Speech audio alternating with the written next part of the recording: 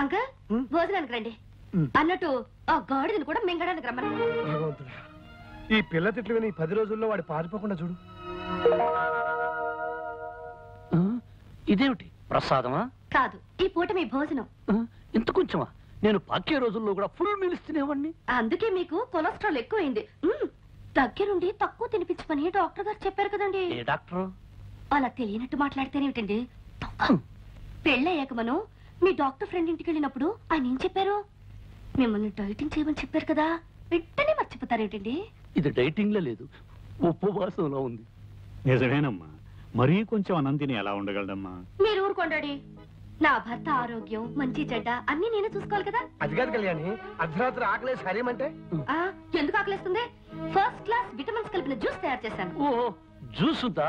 బతికించావు. వీళ్ళు తొందరగా పట్ట.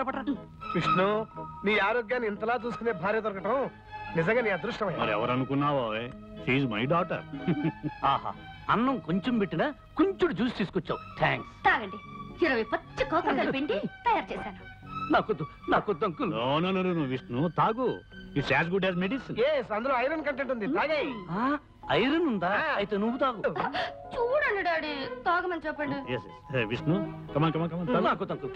ఏం పర్వాలేదు, నాకొద్దు.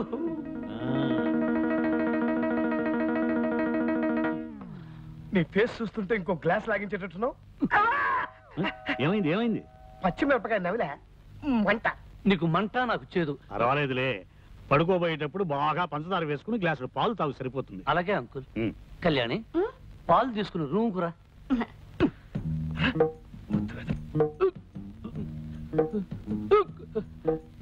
ఏమే, నన్ను పస్తు నుంచి హింసించాలనుకుంటున్నావా?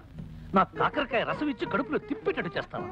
నాకు లైఫ్ అండ్ డెత్ సమస్య ఉండేలా వచ్చాను గానీ, లేకపోతే నిన్ను ఆ చెట్టు కింద లాయర్ గాని నా కాళ్ళ మీద పడేటట్టు చేసి కాకరకాయ కరకరకరకర నమిలేటట్టు చేసేవాడిని. ఇదిగో, నన్ను ఏవే పోవే రావే ఓసే అని పిలవద్దు చెప్పానా లేదా? నువ్వు కుంకుడుగాయ రసాలు మిరియాల కషాయాలు ఇస్తుంటే నిన్ను మర్యాదగా పిలవ. కళ్యాణి, ఇదిగో అత్తగారు నా కోసం పాలు తెచ్చినట్టుంది, పోయి తే.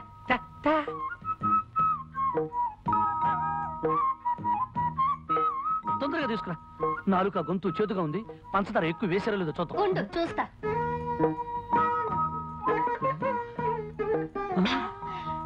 పంచదార సరిగ్గా సరిపోయింది. ఆహా, గేదె కుడితే తగినట్టు ఏం తగేవే.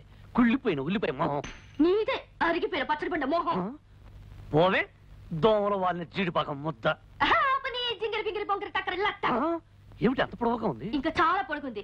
దీనికి అర్థం చెప్తే నీ ప్యాంట్ ఫ్యాన్ కి బిగించి ఊరేసుకుని చస్తావు. ఇదిగో, నువ్వేం తిట్టినా భరించి కూర్చోడానికి నేను లంగా ఓణి వేసుకుని కూర్చోలేదు. దెబ్బకు దెబ్బ, వేటుకు వేటు. నిరసన దాకనే తర్వాత చెప్తాను. పని వచ్చమ్మతల్లో. అవునంకు, మా అమ్మకి నేను పుట్టక ముందు పుట్టిన వాళ్ళందరూ పుట్టగానే డమా డమా డమడమడమా చచ్చిపోయారు. చివరికి మా అమ్మగారు ఈ పుర్లు దండాల వ్రతం చేయబట్టి నేనొక్కడినైనా బ్రతికాను. అలాగా? అంతేకాదు, మా ఇంటి కోడళ్ళు ఎవరైనా వ్రతం చేయకపోతే ఆ అరిష్టం అంతా పుట్టే పుట్టలకు తగిలి టపా టపా టప టప టప టపా పోతారు. అందుకని ఈ పుర్లు దండాల వ్రతం మీ అమ్మాయి చేత చేయించాలని నా నిర్ణయం. దానికే ఉంది అల్లుడు గారు, అలాగే చేద్దాం.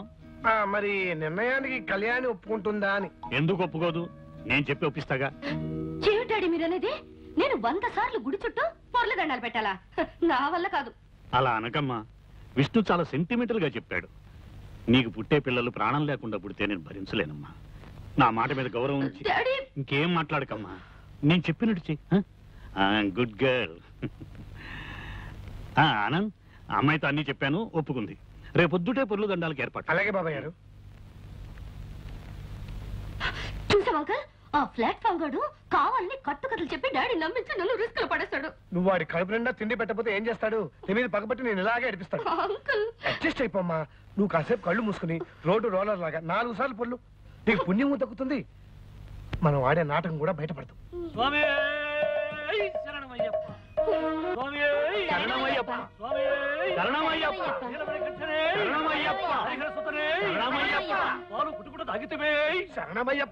అల్లుడు గారు, పాలు తాగటం అంకుల్, ఆనాడు అయ్యప్ప స్వామి పులిపాలు తాగాడు కదా, అది. పస్తులు పెట్టితివే, ఇరుకున్న పెట్టితివే. శరణమయ్యప్ప. అందరూ ఇవన్నీ స్వామివారి స్తోత్రాలే. అవును బాబాయ్ గారు, మీరు అమెరికాలో ఉన్నారు కదా, ఈ స్తోత్రాల గురించి మీకు తెలియవు. స్వామి శరణమయ్యప్ప.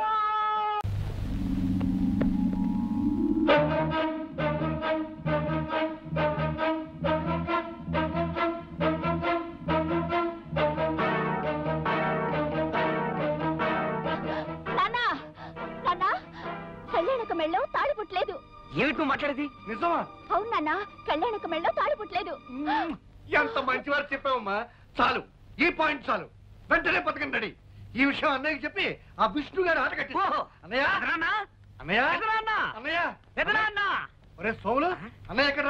అయ్యగారు ఇంట్లో లేరు బాబు. అన్నయ్య అన్నయ్య అన్నయ్య ఎక్కడ?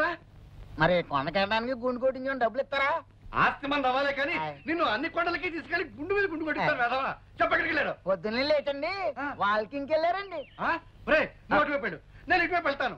అన్నయ్య ఎక్కడ కనిపించినా సరే కళ్యాణి మెడలో తాలిపొట్టు లేదు, ఇదంతా దొంగ నాటకం అని చెప్పే. నేనండి. అన్నయ్య అన్నయ్య ఎదురన్నా ఎదురన్నా ఎదురన్నా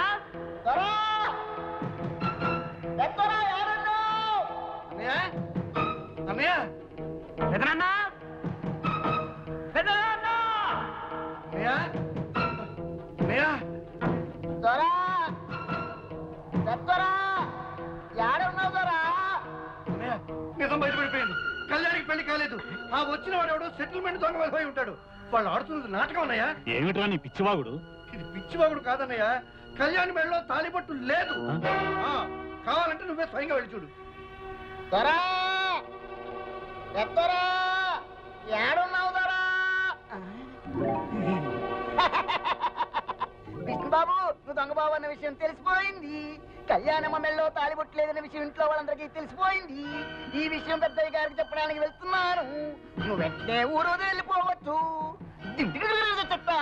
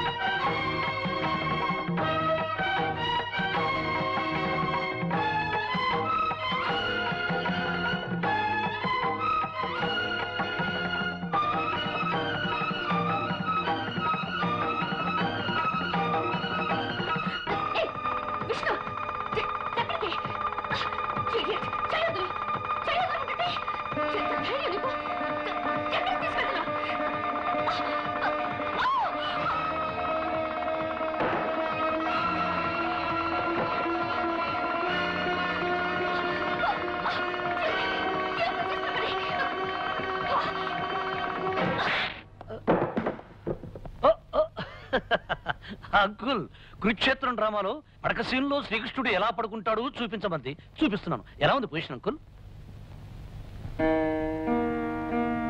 ఏమా కళ్యాణి, తాలిబుట్టలా నూనె తాడు గుచ్చి వేసుకున్నావేమిటి? బంగారం తాడు వేసుకోవచ్చుగా.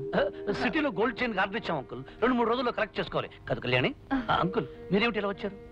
ఏం లేదు ఏం లేదు, ఏదో ఒకసారి మీ ఇద్దరిని చూడాలనిపించింది వచ్చాను. క్యారియన్ క్యారియన్.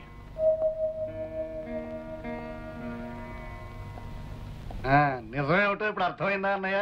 అర్థమైందిరా. లేనిపోని కల్పించి కాపరాలు కూరదోసే బుద్ధి మీకు ఇంకా పోలేదని అర్థమైంది. నువ్వు సరిగ్గా చూసా.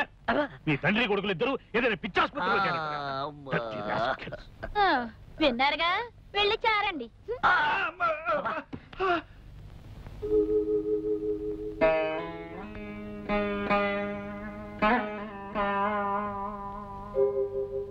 మనం ఆడే నాటకం బయటపడకుండా ఉండటానికి, ఆ పెద్ద ఆయన్ని కాపాడుకోవడానికి నాకింతకంటే వేరే ఆలోచన రాలేదు. మీరు నాకిచ్చే కిరాయికి తగిన రుణం తీర్చుకోవడం నా కర్తవ్యం. మీ దగ్గర తీసుకుంటున్న డబ్బుకి ఏమాత్రమైనా న్యాయం చేయకపోతే నేను కిరాయి మనిషిని అవుతానే కానీ నిజమైన మనిషిని కాను.